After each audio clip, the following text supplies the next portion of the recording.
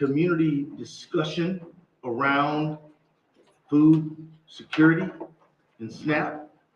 And it's a conversation that is going to be in the full light of public participation, both, because feeding Americans and Minnesotans is critically important, and letting the public know that we're working on this so that they can get involved is also critically important. I want to thank our host today, Benny Roberts, Executive Director, Hallie Q. We appreciate you very much. Can we get a hand for Hallie Q. And I also want to thank my sister from another Mr., Betty McCollum. She's one of the finest people and legislators that this state and country have ever known. Betty McCollum, everyone. Just very quickly, and I also wanted to say thank you to our commissioner, Commissioner Rena Moran. And let me just say, Rena represents, she was in the state legislature for many years. She was at the Ways and Means Committee. But I like to call county government the most important unit of government that you've never heard of. There's a lot of money flows through the county, a very, very important partner in this. And so for you to be with us today, very big deal. And of course, Mateo Halbesleben, who is one of our neighbors, one of our fellow Minnesotans, who's going to talk about his experience with the SNAP program, and Stacy Lund, who came from St. Cloud this morning, friends. And because it is so urgently important and so much of a passion for her, and she's from Food Access Catholic Charities. So we'll proceed in that order. And let me just say very quickly, my office, Minnesota Attorney General, we combined with 23 other state attorney generals, plus 3 governors, including Kansas, Kentucky, and Pennsylvania, because last week, because of in the midst of the shutdown, even though only a few days before the federal government was talking about how we could meet the needs of hungry, that was not true. So we filed a lawsuit, and we got positive court rulings in 2 different jurisdictions last week. One in Massachusetts, one in Rhode Island. Both courts said this money that the parties have standing, which means we have a concrete interest in the controversy and have a right, therefore, to participate as a party, and said that what the government was doing was not lawful. And my own belief is that the administration is using food as a weapon. And that's wrong. And so because of that, we have some proceedings that we're going to hear more about. Actually, in the next few minutes, we might have court rulings. And I'm pretty sure that my colleague, my staff member colleague might break in and say, this just happened, breaking. We're breaking. Breaking news. But the courts have already said that this is wrong. And Mateo, I'm glad that, you know, as a person who's participating in the program, I want to let you know that the courts have already come on your side. Yeah. And so with that, let me just say that we have to stand up for our fellow Minnesotans, stand up for people having something to eat. And this is all happening simultaneously with a $300 million ballroom being constructed at the White House, 2 planes for the Secretary of Homeland Security to fly around in, 177 money going out to Javier Milei. And all these things are happening. There's plenty of money to spend, but none for the people who really need it. Plenty of negotiations going on, but none for fellow Americans who are in the U.S. Congress. And so with that, I'll just hand it over to somebody who knows a little bit about the Congress and has spent a little time thinking about how to fight for justice in our Congress. Somebody who's working hard every single day, even if the Republican caucus is not. Betty McCollum, everybody. Thank you, Keith. I'm just going to tip this off a little way because I don't want somebody telling me move it later, so I'll do it ahead of time. Keith, you're no stranger to the 4th District. You're no stranger to my neighborhood, the That's best right. neighborhood in St. Paul, the Rondo community. Right. And with Hallie Q Brown being the shining light here. So thank you for hosting us as you do host our community every single day of the year. Thank you so much. I'm going to just, social studies teacher, I have to put this in context just for a second, okay? 42 million Americans rely on SNAP. 42 million Americans. 16 million of them are children. 8 million are seniors. And then the rest of the percentage make up people with disabilities or people from our veterans community. These are people who, seniors who have, put in the effort to make America as best as it can be in their communities. The children, we're all, I believe, mutually responsible to make sure that they don't go to bed hungry at night. And as a former teacher, not sitting in a classroom with their stomach growling. And our veterans,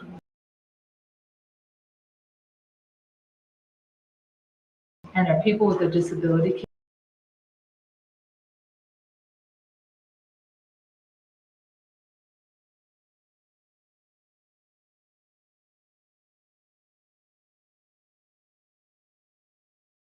community, they're our brothers and sisters. We leave no one.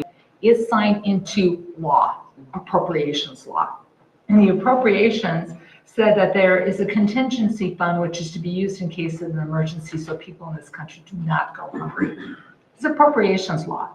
In fact, for quite a while, the Department of Agriculture knew it was a law. They had it up on their website in September. And all of a sudden, when they decided to make food a weapon, they took it down. Then they started telling us it was illegal. I'm appalled that my Republican colleagues who sit around the Appropriations Committee have not joined us in the support that we're giving attorney generals and governors. Keith, thank you and Governor Walz and the legislature for everything. Because members of Congress, we don't have standing. We can only speak out and speak up and sign amicus briefs for the great work that you're doing. It was clearly a violation of law not to have these food payments go out to Americans. And now they're going to be delayed depending upon what the court says and whatever. There is the money there to do that. So I want to hear, so I'm armed with more information when I go back to Washington. But Keith, I can't thank you for all the standing that you and the other AGs have done for the illegal acts and at times unconstitutional acts of this administration. And this is cruel and it's illegal what they did. Thank heavens for the courts. But we couldn't do anything unless you all wrote the law in the first place. So thank you. So we can just enforce the law, which you wrote. So Well, bless you and thank you. follow the law. That's right. How about that? Commissioner? Well, welcome everyone. And I want to thank Benny Roberts for hosting us here at Hallie Q Brown and for my Congresswoman, my neighbor, my friend for being here. And of course, my AG, my friend, and the strongest advocate that we can have here in the state of Minnesota representing us here today. Just want to thank you for all the work. I just want to open up, talk a little bit about, my name is Rena Moran, Ramsey County Commissioner, District 4. This is the district that I represent, and I am really happy to be here.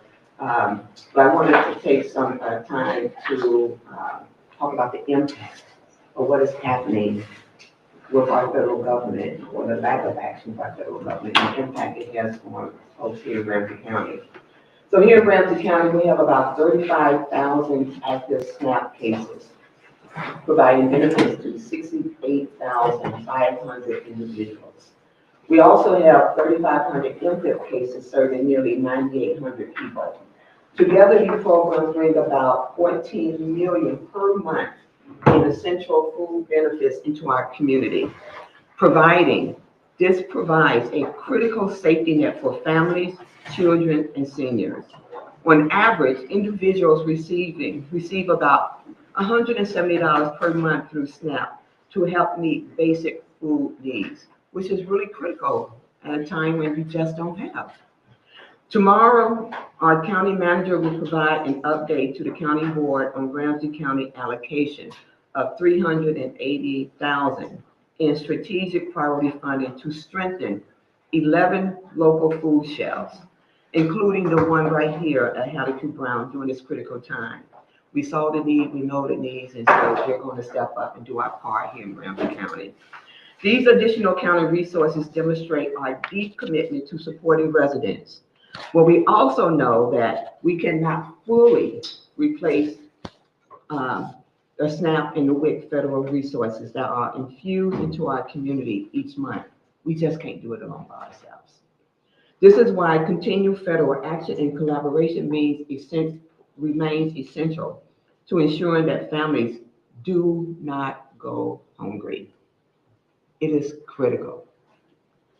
I want to express my gratitude to our federal and state partners here who's doing the work, community organizations who's doing the work, and everyone who's standing with us today. I just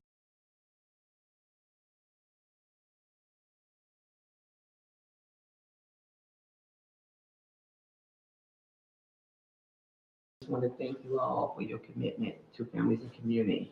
In moments like this, towards a community where everyone who are not just surviving, but can truly continue to thrive. And we cannot do that, and we will not do that without strong advocates and supporters like our Congresswoman here, like our county attorney here, and our community partners. So I just want to say thank you. Thank you. Before I turn it over to you, let's hear it.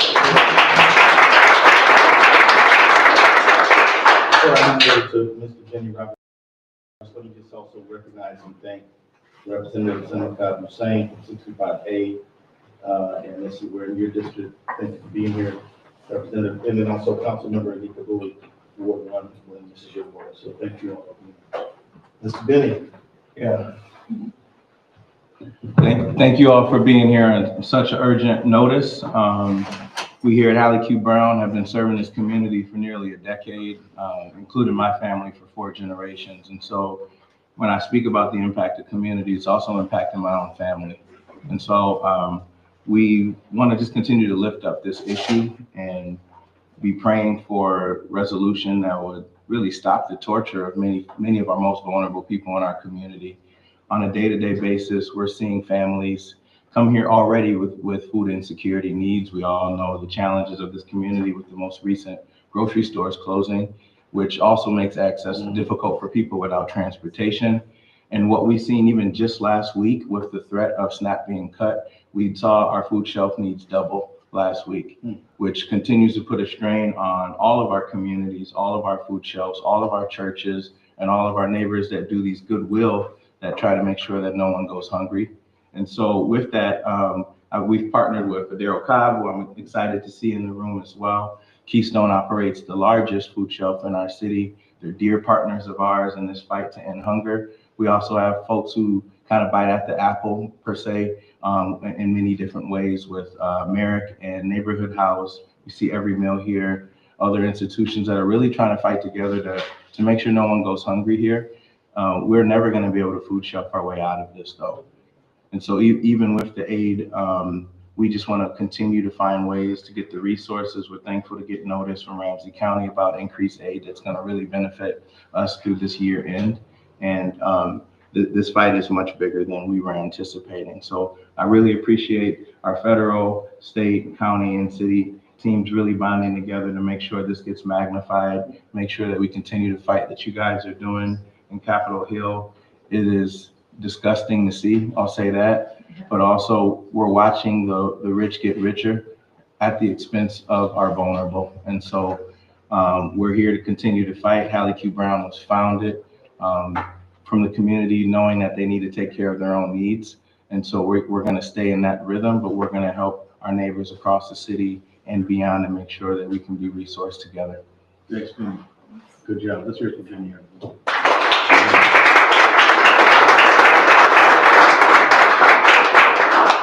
And now it's up to hand the microphone to Mateo. Help us live it. Good job. It's a difficult last name. 45 years. I took a semester of German. So. Okay.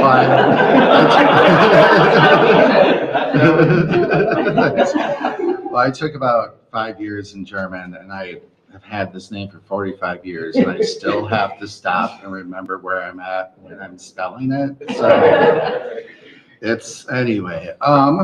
Well, A of all, I'm not really much of a public speaker. Most of my experience is rather blue collar, and about a week and a half ago, when I responded to Channel 5 putting a post up about people that would talk about being on EBT and how the government shutdown could affect them, I sent a message, and I didn't think I was going to hear back. And it wasn't until the second press experience that ended up happening through this press conference here a few days ago that it dawned on me why there wasn't much competition for people to talk about their experience being on EBT and SNAP or disability or whatever programs are out there. It's shame. Like, none of us are proud to be on it. And while I'm on it right now, I definitely do not plan to be on it for the rest of my life, because even if you do get disability and all the support programs, it is still below poverty, the amount of money that you have to go off of. So while there's plenty of stories out there of people that are on this, I guess I will tell my story because that's what I've been asked to do. A few years ago, I was like capable to work full-time on the regular. And between overtime and side gigs, I'd be able to pull off 60 hours a week here and there.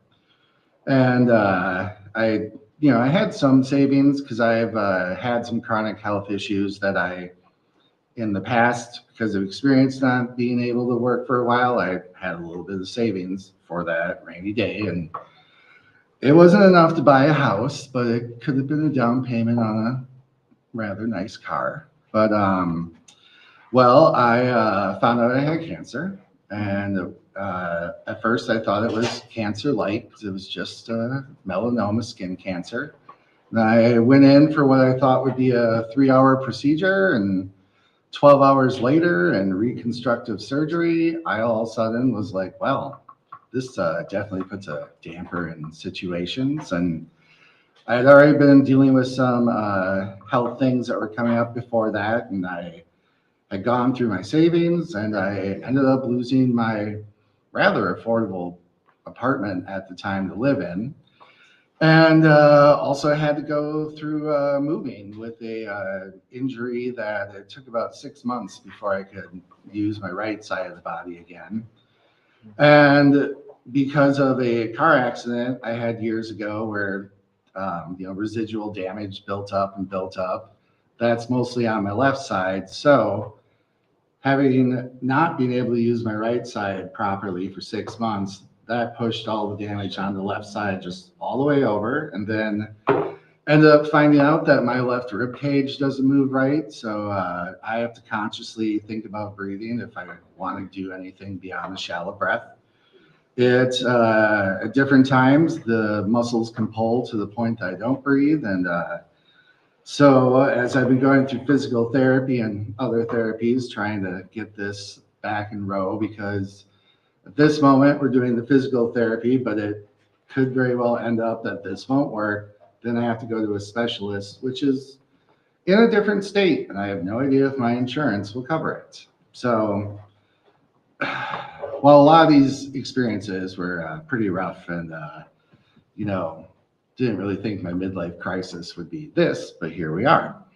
So as a couple of years of not being able to work and not being able to get on disability, I had food stamps and I had general assistance, which general assistance is essentially disability light for those that don't know about it. You have to get a doctor approval. And at this point, it's come up to $360 a month, but a year and a half ago, it was $203. And then with that, I do get my food stamps of $292 a month, which as prices continue to go up, I don't care how good of a budgeter you are, that is hard to stretch. So during this process, I've had a lot of friends that have supported me financially, food-wise, bought me snacks when I was having a bad day.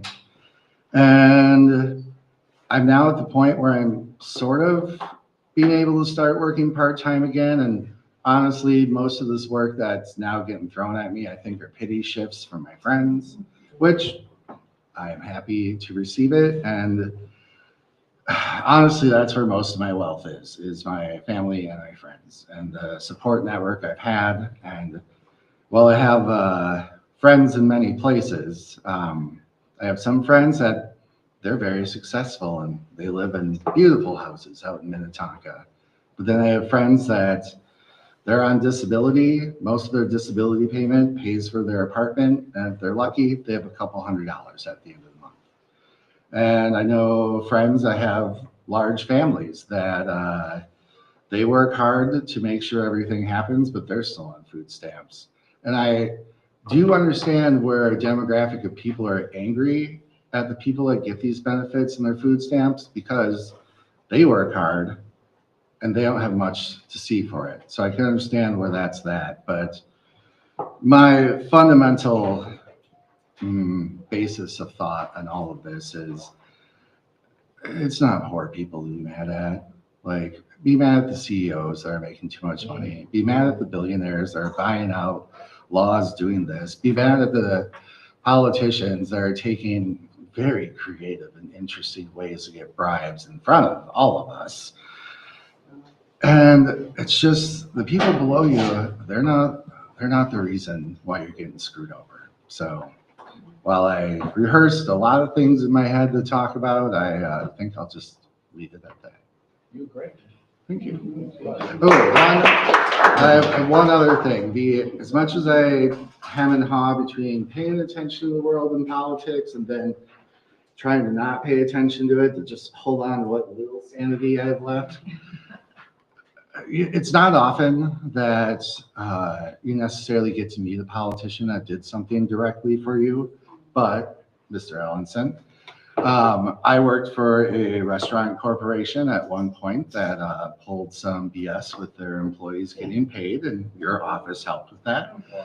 And during my experience of housing instability, some of my dear friends brought me and my cats to live in their attic, but they, well, I don't remember the name of the company. It was the slumlord company that, yes, and now it's be turned into affordable housing and whatnot.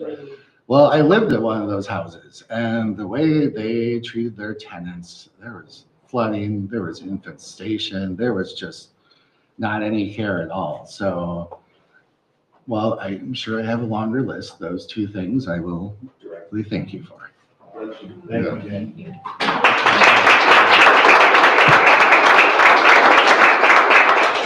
I'll wait for St. Cloud, Minnesota. It's really not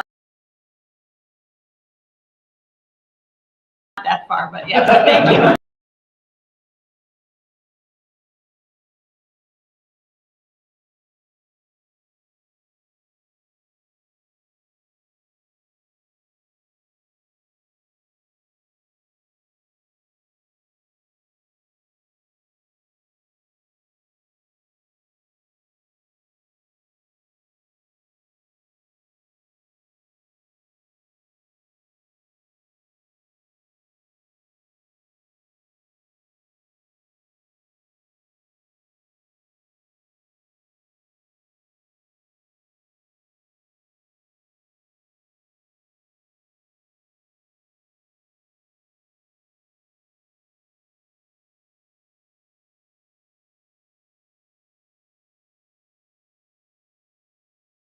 Panic of the people in our community of, you know, the fear of what will they do if their SNAP benefits are ending or not available to them. And even the delay of not having food this week or next week for families is a very big deal.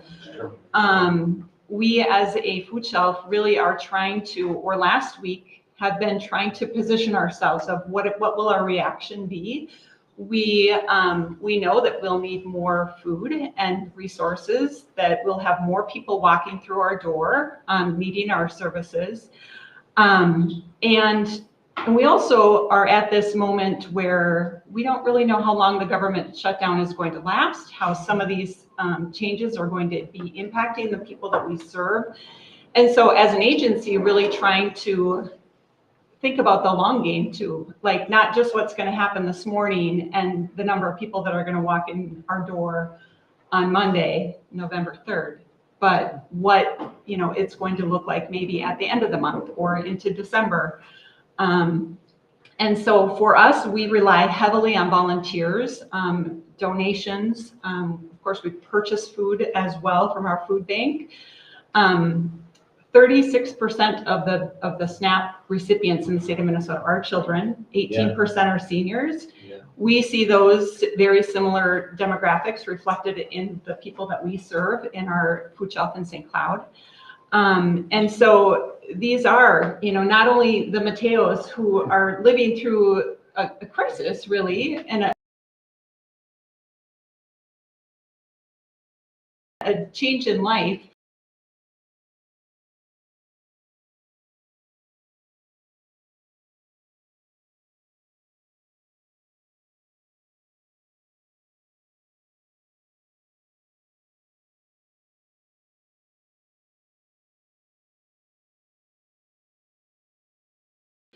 but people who really are depending on us, who are to respond to that need that we're seeing and the reaction that is affecting our community and the people that we serve. And so we do our best to do that, but it really is at a time now where there is also a level of anxiety for people.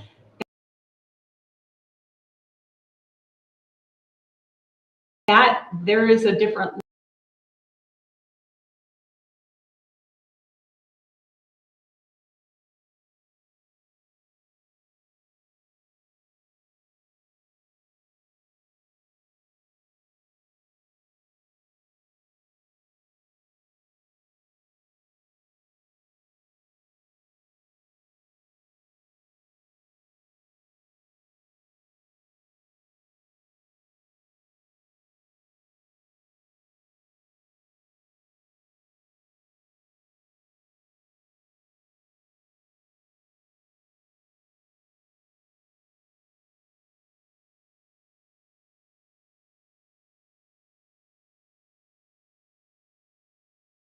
level of care that is needed for these individuals. You know, you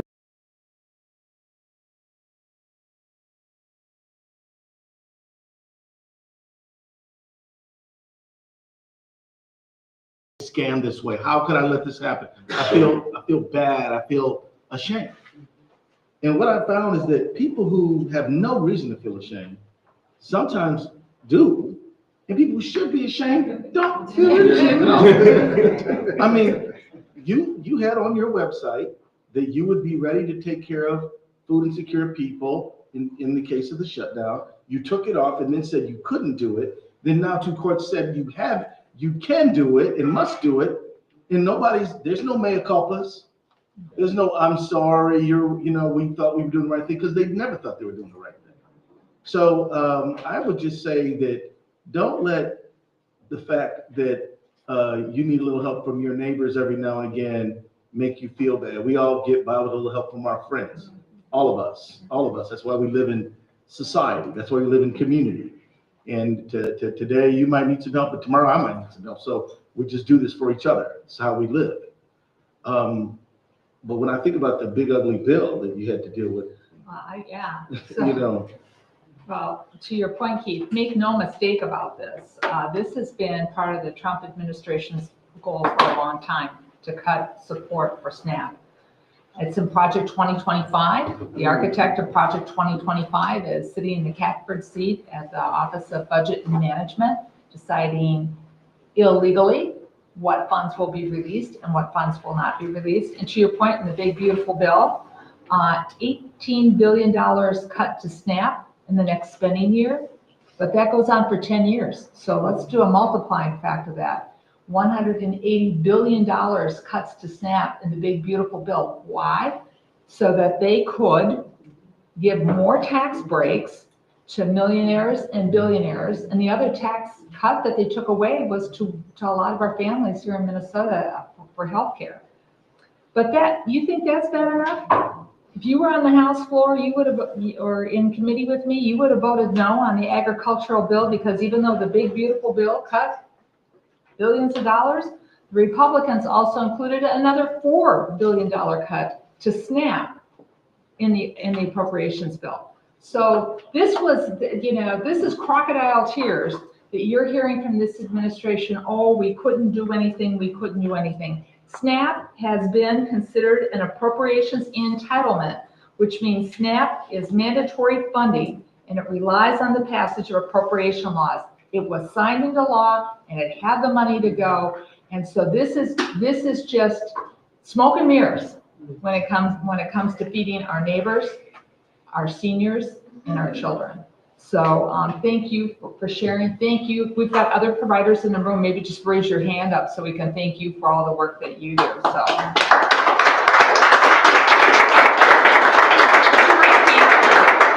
You're right, Keith. This is a setup, and they're using the government not being open as an excuse for them not to do their job. And by the way, the guy you're talking about is it Vote? Yeah. Yeah, Mr. Vote at MMB. Yeah. Which is not MMB, OMB. OMB. That's okay. You've got different initials. right. It's a that don't sound right.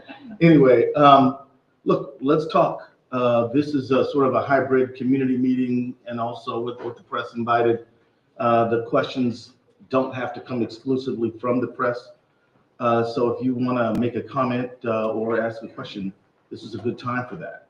So anybody, before we go to the press, want to make a point? Oh, Let's yeah. ask Rena a question. Oh, Rena, go for it. So Rena, we're asking you a question because I'm going to go back to Washington tomorrow, and Keith has been very successful, and we'll see how successful as the court rules. But Yeah. thank you. You have to administer these funds. So when they're delayed, when they're radically changed, and as Ms. Lund pointed out, we know there's going to be some delay. This is more work for the county, more taxpayers' dollars for the county to get out what was supposed to go out in an orderly fashion. So tell me what you think I should be telling my constituents when they call on the phone. Yeah, as I was listening to everyone speak here, I was thinking about the impact it has on Ramsey County or all counties, right? Because as a legislator, I had the privilege to go back into lobby my former Job. job, right? And one of the things I would like to share with them is that in my work view, is that the work of the county is to implement what has been handed down to the counties, right? And we are trying to make their world come true, right? And doing that, we can only do so much, is because that at Ramsey County, we can only do the work through a levy. That means that we are trying to do what we do as we are taxing the people, right? And the people that we are taxing are those who are coming to us asking for help. And that really puts a burden on our budget. Even though, as I stated here, that we are going to allocate $380,000 to 10 food shelves within Ramsey County, right? Because we know that is the responsible thing to do.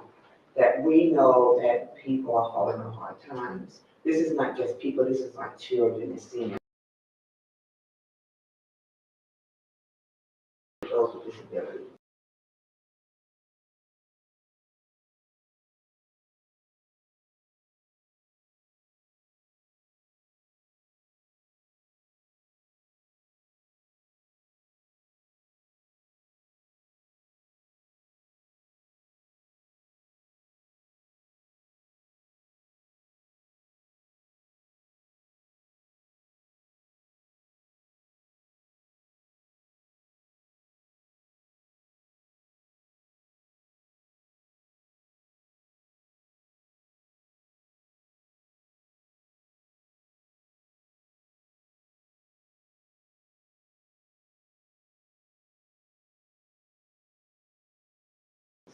And so it is a value that we carry, but it can also be that our seniors are not going to sleep hungry. those with disabilities can not always take care of themselves. They're stepping in to do that work, and so it is difficult. It's a difficult time all around. Thank you. Any others before we turn it over to yeah, go for it. Hi, Say your name first. I'm Tia Williams. I work with Frogtown Neighborhood Association. We have a food program called Feeding Frogtown. Steve Frogtown. From our understanding, from Second Harvest, we are the second in food disparities of Frogtown in Minnesota. Places like Second Harvest are getting large amounts of money, and then the pennies, the nickels go down to like our food shelves. And I'm wondering, like, the allocations of all these dollars I'm hearing, how are we gonna make sure that that money is getting to the places where it needs to be? By working with you, by being in communication, by making sure we're listening and we're at the table coordinating together. I think that's very important. It's one of the lessons that we have to really embrace, is that in tough times like this, we have to look out for each other. So thank you for being here for the people of Frogtown, because they need a voice, and you brought it, and it's important to do. I was at Second Harvest on Saturday, bagging potatoes, because in this moment when we're fighting for SNAP, I wanted to be around people who really care about food for families.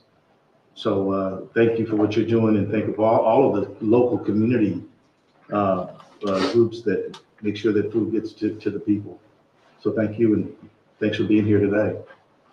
All right, cool. Yep. Hi, my name is Michelle Ness. I'm the Executive Director of the Zone Food Shelf and Movement. Thank you so much, Representative McCollum, for speaking about the other cuts to SNAP that have come through with the big, beautiful bill. As a food shelf provider, we see numbers going up consistently, and with that implementation, I've absolutely expected them to accelerate. So I think that's a really important part of the context and conversation in this moment and into the future. Yeah. My question is, should the administration choose not to comply, what recourse might we have? Well, we'll be back in court. We'll be back. Just know this. I've sued Trump over 40 sometimes. I'll sue him more. It's all right to me. Going to court with this administration is just another day. And so we will fight them every day in this court. We will stay on after them. If they don't comply with the law, we will bring motions for the court to find them in contempt. We're not playing with them. And they're not playing with us either, by the way. It's sad that we're in this battle, but that's where we are. But your AG is not backing down from it. And I just want to just say this, Michelle, thank you for the work you do. One of the things that you help people understand is that sometimes we want to locate poverty in certain areas, or we want to relocate poverty with certain groups of people. Well, the truth is, you're in a suburb that a lot of people consider a middle-class suburb, right? And it is. It's a beautiful community, but there are people in need, even in those communities. So this is very important, and you all have not just a food shelf, but you all have a clothing closet for people who need that, shop for change. You have a range of services. And I just want to say that for those of you like Prism and Frogtown, Feeding Frogtown, invite us politicians to see what you're doing on the ground, walk through, maybe even hand out some clothes or bag some groceries, just to get a tactile experience, so that we can really help elevate and magnify the story that you're telling every day. The other thing, to your point, and Keith's work is so important right now, because we have fellow members of Congress, appropriators who are Republicans, who know that what the president is doing and the administration is doing is illegal. But we have only been in session since we passed the big, beautiful bill in July. We've only been in session to vote and work 12 days. Sure. 12 days. So we have a healthcare crisis. We have a food crisis. Here in Minnesota, we know we're going to have an energy crisis. We need to be in the House and in the Senate doing our jobs. No one wants a shutdown. No one wants the shutdown to continue. But to your point, And we were talking where you went to court and what I just mentioned about appropriation laws. You know, when they say, let's pass this clean CR. Well, you know what? We did that in March with no guarantees that the law would be followed. So we want some guarantees that we will address the healthcare crisis, now that we will address the food crisis, and that our colleagues will stand up where the first article of the Constitution, stand up to the administration and say, you will not break appropriation laws. So thank you for bringing that up. Thank you. Right there in the back. Good morning. I have some questions related to planning for this. Sasha Cotton, African American Leadership Council. As it relates to my background in public safety, and we know that there's big overlap between poverty and public safety outcomes. I'm curious at both the state and the county level, what plans outside of use of carceral systems, corrections, and law enforcement are being put in place to not criminalize the poor, who may resort to whatever means necessary to ensure that they are able to eat and take care of their families in the midst of a crisis around food. Well, like one of the things we're doing, and one of the reasons I'm glad Mateo mentioned this issue very bravely, that sometimes people who benefit from these programs are sort of made to feel that they're doing something wrong when they're not. And that is because what we've got to make sure that is want and is deprivation and as hunger goes up, that the response is a compassionate response, not just a hard hand of the law response. I mean, that's absolutely critical that we keep that in mind. And so that's part of why we're doing this today, is to try to create that atmosphere that what we need to do is turn to each other, not turn on each other, right? And that, in this time, I've heard several of y'all, Stacy, several say, we need volunteers, we need donations, and there's no way that the federal government can just step out as a partner and leave and everything, people can make up for it. But we all do have to do the best we can. But thanks for raising that issue, because it's reality now in this county. Yeah. And Nika Bowie. Thank you, AG. I just want to say I really deeply appreciate convening this conversation. It's so pressing. We know we all see it in the press, we all feel it. We're all impacted. I just want to ask a question, particularly from the city. The city council, we've invested in our commercial corridors. We make sure we have strengthened our small businesses. We make sure that people have access to food markets and food shelves. But I feel like we're also asking the people who stretch so thin to do more. And one of the things that I have not heard, not only in this conversation, but just broader, is that the impacts of the cuts to retailers, to our grocery stores, and where their voice in this process. I know, on the AG, we're also making sure we're holding our businesses accountable. But what's the role that they could play? Because they're also going to be very impacted. They're going to see a huge decrease in revenue, and we're going to see that huge decrease in revenue in terms of like the tax base here in Minnesota. So Anybody want to address this? If you don't have SNAP, what happens to our food retailers and the people who they employ? Anybody want to take up that one? Well, let's look at COVID as the example. Yeah. When COVID was happening, people weren't being paid, people were afraid to go out.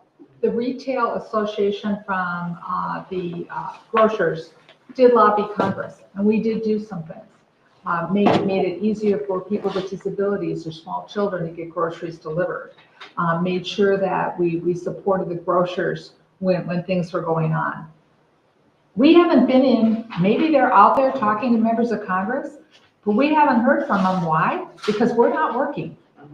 I hear about them on the news when I hear the news reports, but they have not had the opportunity at a federal level to come to the House of Representatives and speak to the membership, to their local representative, what the impact of not having the SNAP go out in a timely fashion and what all these cuts are going to mean to their community and their being able to deliver.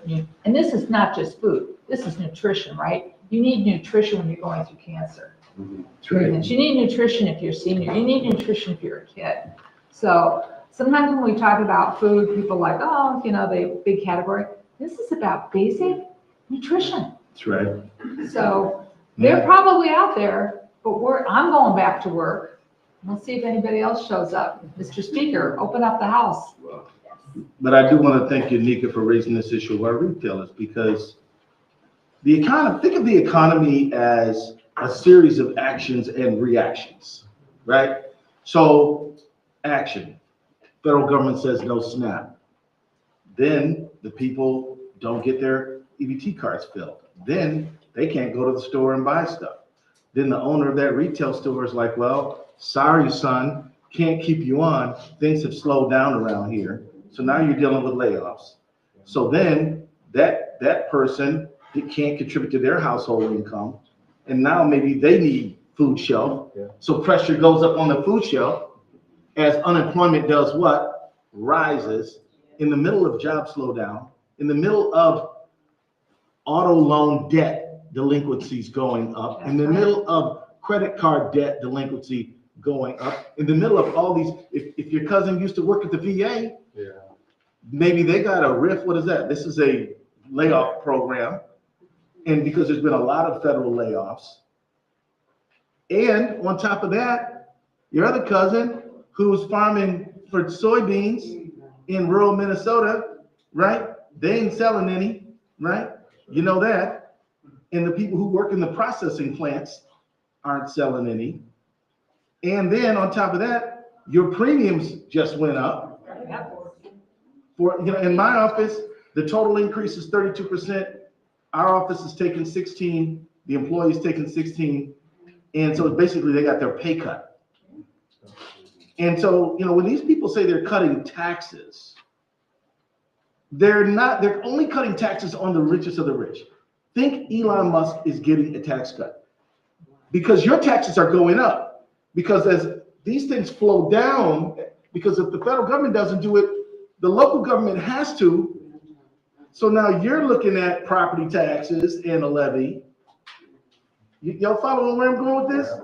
And so it's not like, so tax, when the taxes are cut for the richest of the rich, taxes go up on local government. And then people are like, wait a minute, I'm already being squeezed. Yeah, they are. This is terrible. We don't want that to happen. But it sort of is think of the economy as a series of actions and reactions which reverberate throughout the economy. Let me tell you, this SNAP thing is a big deal, and I'm glad you asked about it. And don't forget, when food stamps started, it was a way to help increase commodity prices in the agricultural economy. This is like back in the 1930s when farmers were very productive and their food was just sitting there because nobody could buy it.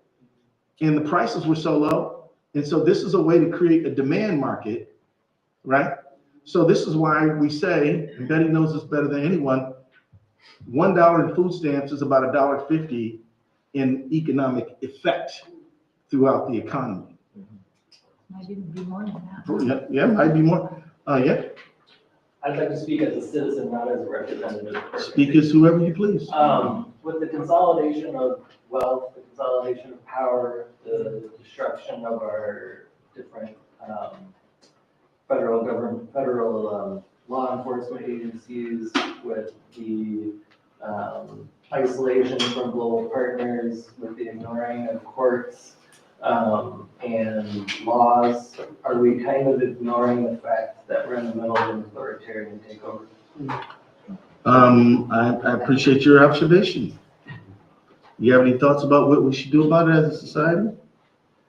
Well, my representatives are in this room, so there's voting, but are we gonna have free and fair elections? Are we gonna have? Let me tell you, right now, me and Steve Simon are fighting to make sure that there are free and fair elections in Minnesota. Right now, the federal government has demanded that we turn over information and voting data to them. We have said, no, it's not their data. It's the people of the state of Minnesota's data. They will not be getting our data. And so we're fighting that fight. But I think your point is well taken. Part of what we have to do is vote. Part of what we have to do is litigate. Part of what we have to do is keep on fighting and lead the legislature and the Congress. But I was at No King's Day on October 18th, where about 7 million Americans said that they don't like the direction that the president is dragging our country in. And that means a lot. And so that you still have a First Amendment right to speak up. And what we're doing right now is First Amendment activity, freedom of assembly. Anybody heard of that? Right. Yeah, so that's your constitutional right. So thank you for raising that. We'll take a few from the ladies and gentlemen of the press, and after that, we'll resolve. Attorney General, could you, I guess, break down maybe the people in this room, the Sure. people watching this, the legal aspect of what happens next with the rulings that happened over the weekend, the temporary Right. restraining order? What does that mean? What should happen with that? Right. What do you think will happen with that? And what's the recourse here? This is a great question. So the question is, last week, 2 different entities, state AGs and a couple of governors, and some private sector individuals sued. We got 2 court orders. Both of them said they were standing, and this is a legal term, which is very important, which means we have a right to be in the litigation. And then 2, and the point Betty made is very important. Court said a while back that unless you have to have a majority of the Congress in order for the Congress to have standing. So if there's a minority that wants to sue, they don't have standing. So, but we've been able to establish standing, and that the action of the federal government is unlawful, the Department of Agriculture. So now, because courts don't want to have to run the government, they said, now you've heard us, we said this is unlawful. What are you going to do in response? And I don't know what time it is exactly on the East Coast. It might be Everybody's checking their phones over. what's that? This is about 11:25 on the East Coast. So right now, we're waiting on courts to make a decision. We're waiting on the courts to hear from the federal government as to how they're going to work out the situation in light of the court's ruling that their conduct is unlawful. So from here, maybe the administration will simply comply with the court order and start with the food. They might not do that, in which case we'll be arguing that they're in contempt. If they do that, then they've got to execute in a deliberate manner that gets food to people as fast as possible, no slow dragging. If they do that, then we'll also be back in court. The court in Massachusetts had said, look, we do recognize that $5 billion is not that much money. We'll give you the choice of lower allotments but so that it can last a little longer, because nobody knows how long the shutdown is going to be, or you can do it all now, but you're going to have to do something. And so these are the issues that are riding right now. So thank you for your question, because what happens next? People should be getting fed next. People like Rita Moran and other local leaders here. I mean, there's going to be a gap between the court ordering, so do it, and actually people getting food. That won't be instantaneous. And so these things are up in the air, but we'll be in touch with you. Is there a world in which that all doesn't happen? The government decides we're not going to hand this out, and the court said that should be happening. Do you foresee that as a possibility? I think it is foreseeable, but unlikely. And let me just tell you why. When it comes to domestic court matters where we have sued the Trump administration and the court has ruled in our favor, generally speaking, which means there are exceptions, they have complied with the court orders. There have been some notable ones in the area of immigration where they have not complied with court orders.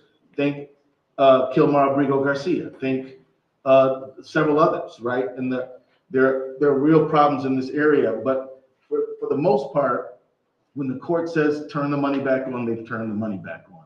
Now, sometimes just the disruption has messed us up. When we had to sue over these healthcare grants, our commissioner said, yeah, because some of the people were provisional employees, we can't hire them all back, even though you guys won in court. And so it does cause disruption, even if we win. And look at the CFPB. We're still, the Consumer Financial Protection Bureau, we're still fighting through that. we've got good court orders there, but they're still not able to function at full speed. So that's the situation. But I do, in direct response to your question, I do feel confident that they will comply with the court order because they have done so far. May I add one case that I want everybody to keep their eye on? They're on November 5th, next week, or this week, the Supreme Court is going to hear the tariffs case. A tariff, friends, is a tax. China does not pay the tariff. The importer within the United States pays the tax, which means you pay the tax. And we sued the federal government because actually the constitutional authority to do tariffs is congressional authority. Yes. It's written in the Constitution. The words are there. President Trump said, well, there's an emergency, so I can do it. And then you all have seen 100% today, we'll lower it tomorrow. All that you've seen, the erratic, crazy behavior, which has destroyed numerous industries. That issue will be debated that issue will be argued in court on November 5th. And we're watching very carefully for the sake of Minnesota soybean growers and others. Because like I said, you may not ever have seen soybean crop, but you might be in the business of processing soybean products, right? So this is a big deal, and Minnesota is very much in the heart of this. I just thought I'd bring that to everybody's attention since we're all together. Any other press-related questions, or should we wrap? Well, thanks a lot for being here, everybody. Applause to all of you guys. Thank you all.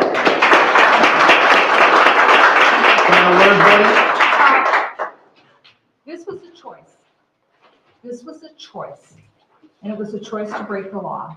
And it was a choice to put so many of our American brothers and sisters in a very vulnerable position. This was a choice.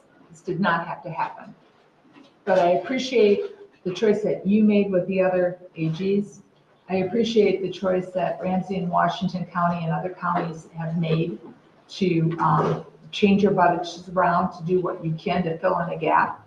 I appreciate the choice that Governor Walz made, but that was a choice that you're making because the President of the United States took an illegal action and did not release the appropriate funds for SNAP, which is guaranteed in the law. And I sure hope, and I'm in the minority, but I'm sure gonna fight, that your choice gets paid back. So for the next emergency, the state of Minnesota, Ramsey, Washington counties, and the other counties around this country that have stood up and done the right thing when the president chose to do the wrong thing, know that I'm with you. And I'll just say, President seems to be willing to talk to President Xi in China, but he won't talk to Democratic members of Congress, which is kind of crazy in my view. Yeah. And they need to get back to the table and negotiate and protect American and Minnesota family budgets. And food should never be a weapon. Thank y'all. Thank you.